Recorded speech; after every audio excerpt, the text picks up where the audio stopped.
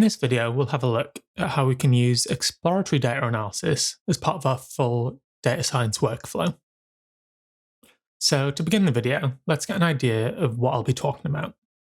I'll start off by defining exactly what I mean when I refer to an exploratory analysis of a dataset, and in addition, I'll discuss the purpose of an EDA and how this can change according to the intended reader or audience.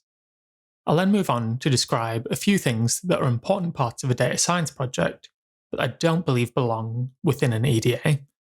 And finally, we'll cover some of the issues that arise during or because of an exploratory analysis being performed. So let's start off then by defining exactly what I mean when I refer to an EDA. We'll look at three different perspectives on this: the purpose for you as a data scientist, for the broader team working on the project, and for the project itself. Starting off then with our own view as data scientists.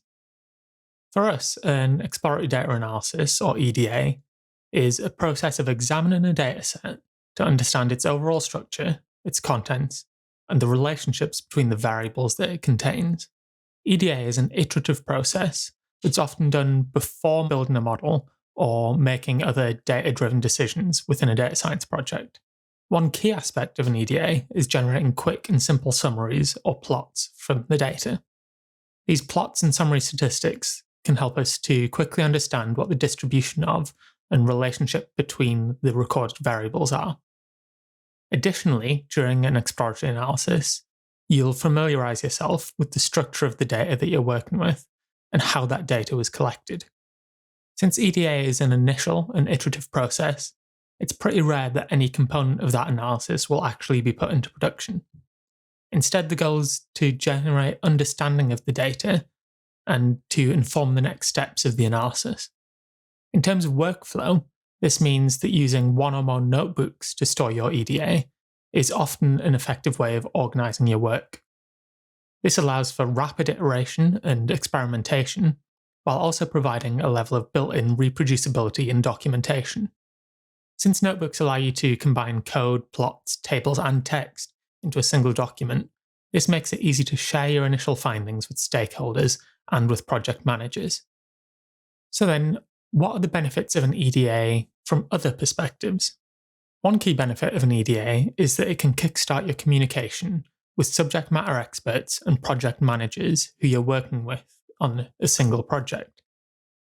You can build up a rapport with them and earn their trust early in a project's life cycle by sharing your preliminary findings with them, and this can lead not only to a deeper understanding of the available data and the problem being addressed, but if done well, it can build up their trust in you and your work before you even begin the modelling stage of the project. Sharing an exploratory analysis will inevitably require a bit more time investment on your part. It's going to require that the graphics, tables, and summaries that you produce are presented to a higher standard and explained in a way that is clear to a non-specialist, where you might not need to do that if you're only producing these for yourself. That being said, I think this time investment often pays itself back with dividends as well, and that's because of the additional contextual knowledge that can be provided by these domain experts. They have a deep understanding of the business or technical domain surrounding the problem you're working on, and this can provide important insights that aren't in the data itself, which are vital to the project's success. As an example of this, these stakeholder conversations can often reveal important features of the data generating or data measurement process that should be accounted for when you're modeling that data. These details can often be left out of the data documentation because they should be immediately obvious to any specialist working in that field, but they aren't obvious at all to anyone who's new to that field. Another perspective on this is the relationship of an EDA with the project manager. An EDA can sometimes allow us to identify cases where the strength of signal within the available data is clearly insufficient to answer the question of interest. By clearly communicating that to the project manager, a project can be either postponed while different, better quality data are collected, or simply more data are gathered. It's important to note that this data collection step isn't trivial and can have a really high cost in terms of both the time investment and the capital investment required. It might be that collecting this extra data that's needed to answer the question properly would cost more than the project manager and the business are likely to gain from knowing that answer. In that case, the project might not move forward at all. Whether the project gets postponed or cancelled, this would constitute a successful outcome for the project. The aim here is to produce insight or profit, not to fit models for their own sake. A third perspective then on EDA is as an initial assessment of whether the available data measure the correct values in sufficient quality and quantity to answer a particular question. In order for an EDA to be successful in this respect, it's important to take a few key steps. First, it's important to formulate that specific question of interest or line of investigation and agree on it with the stakeholders. By having a clear question in mind, it'll be easier to focus the analysis that you're going to perform and identify whether the dataset can actually answer the question that you're interested in. Next, it's important to make a record, if one doesn't already exist, of how that data was collected. This includes details on things like who collected the data, what each recorded variable represents, and the units in which they're recorded. This sort of metadata is often recorded in a document known as a data sheet, and having this information in written form is really crucial, particularly when adding a new collaborator to a project, so they can understand the data generating and measurement processes and are aware of the quality and accuracy issues that might be associated with this dataset. So in addition to those questions that I've already mentioned, it's really quite important to investigate and document the structure, precision, completeness, and quantity of data that you have available to you. This includes assessing the degree of measurement noise or misclassification that might be happening within the dataset, whether that's continuous or discrete valued, and also looking for clear linear or non-linear dependencies between any of the measured variables. Additional investigations might be led into identifying whether there's any missing data, and if there are missing values, whether there's any structure to that missingness. This missingness might take the form of censoring, where particularly high or low values aren't observed, or it might be the case that some values tend to be missing together and there's some structural reason for that missingness. Furthermore, a more advanced EDA might include some sort of simulation study to estimate the amount of data that you'd need to detect the smallest meaningful effect in the particular context that you're working in. This is really a bit beyond the expectation of a standard EDA. But if you suspect that the signals within your data are weak relative to the measurement noise, then it can help to demonstrate the limitations of the current line of inquiry with the information that's currently available. Okay, so now that we've discussed what EDA is and some steps that you might want to take and questions you might want to consider while performing an exploratory analysis, let's have a think about what EDA definitely isn't. One of the most important things to understand is that an exploratory data analysis is not the same thing as modeling. In particular, it's not the construction of your baseline model, which is sometimes called an initial data analysis, or IDA. Though your exploratory analysis might inform the choice of your baseline model, EDA is not usually model-based in itself. EDA involves constructing simple plots and summaries that are used to identify patterns in the data that can inform how you approach the rest of the project.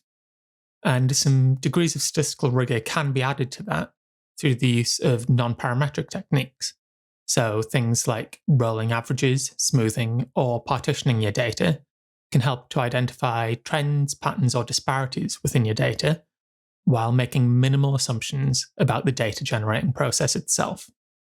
Even though the assumptions in an EDA are usually pretty minimal, it can be a useful exercise to make those assumptions explicit. So for example, in this upper plot here, we're looking at the daily change in the value of the Dow Jones Index, and we've added a smoothed estimate of the mean change. If we were to add a confidence band onto this, then this might use some sort of resampling method to estimate the standard error. In doing so, we're making the implicit assumption that at least locally, our observations have the same distribution and so are exchangeable. Finally, and probably most importantly, is the one thing I want you to take out from this lecture is that exploratory data analysis is not a prescriptive process. There's no one correct way to go about it. While I've given lots of suggestions on what you might usually want to consider, there's no one correct way to do it because it's so heavily dependent on the particular dataset, interpretation, and task that you want to achieve with it. This is one of the parts of data science that make it a craft as well as a science, and it's a skill that you'll hone with experience rather than a single algorithmic process. When you work in a particular area for a while, you'll end up developing a knowledge around common data quirks in that area, and they may or may not translate to other applications. So now that we've got a better idea of what is and what is not EDA, let's talk about the issue that EDA tries to resolve and the other issues that it can generate along the way. In any data science project, you're going to have a sequence of very many decisions that you have to make, each with many potential options that you could take at each step. Each of these choices that you have to make are pretty difficult to decide upon a priori before you have any knowledge of what the data are going to be. If we focus in on only one small part of the process, we might consider picking a null or baseline model to use, which we'll then try and improve on. Should we try and make that null model so that it gives constant predictions? Or might we incorporate a simple linear trend within those predictions? Or do we need something much more flexible in this case? Without knowing the scenario, you can't really make that choice. You might have the option to try all of these, or alternatively, you might be working under some really quite tight time constraints. In some circumstances, you might be able to use contextual clues about this that rule out some of these null models based on physical grounds, for example. The problem an EDA tries to solve is to let you narrow down some of these initial options by looking at your data and deciding on what might be reasonable modeling approaches. The problem that then sneaks in here is called data leakage, and you might have heard about the formal version of this in the context of supervised learning. In this formal context, data leakage is where training data is included within the test dataset in some way, but this sort of thing happens informally as well. Usually this is because you've seen the data that you're trying to model or predict and then selected your modeling approach based on that information. In a frequentist approach to statistical estimation and testing, we're assuming that we've done no such peeking at our data. By using these methods without acknowledging that we've already looked at our data, we'll end up artificially inflating the significance of our findings. So for example, we might be testing a linear trend versus a constant prediction, but if this test was only performed because we'd already examined the data and noticed that there might be a trend, then that's going to influence the significance of our results. This isn't isolated to a frequentist approach to inference. Similar issues arise in a Bayesian approach, for example, when we're eliciting prior distributions.